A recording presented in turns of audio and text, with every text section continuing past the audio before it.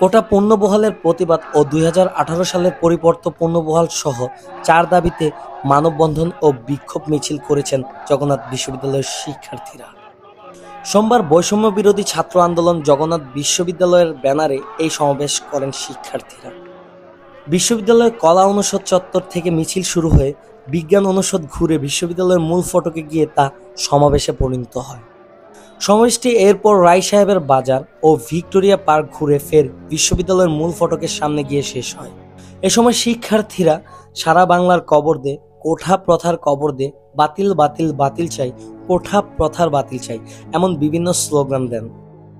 সমাবেশের শিক্ষার্থীরা বলেন, সরকার শিক্ষার্থীদের দাবি মেনে নিয়ে ২০১৮ সালের কোঠা প্রথা বাতিল করে।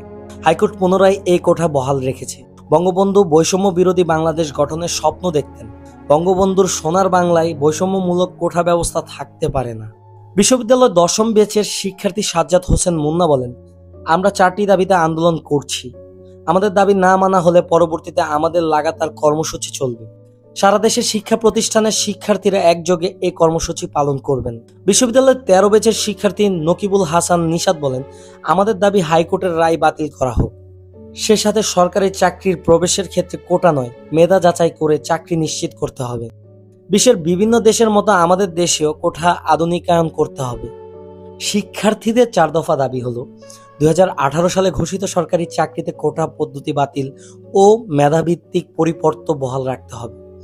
18 পরিপর্ত বহাল সাপেক্ষে কমিশন গঠন করে দ্রুত সময়ের সরকারি চাকরিতে সকল গ্রেড বৈষম্যমূলক কোটা বাদ দিতে হবে এবং কোটা ন্যূনতম পর্যায়ে নিয়ে আসতে হবে।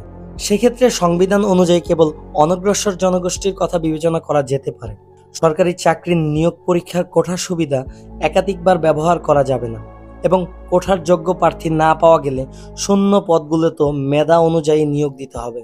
দুর্নীতিমুক্ত, নিরপেক্ষ ও মেধাভিত্তিক আমলাতন্ত্র নিশ্চিত করতে কার্যকর ব্যবস্থা নিতে হবে। ওয়ার্ল্ড এক্স সংবাদ, ঢাকা।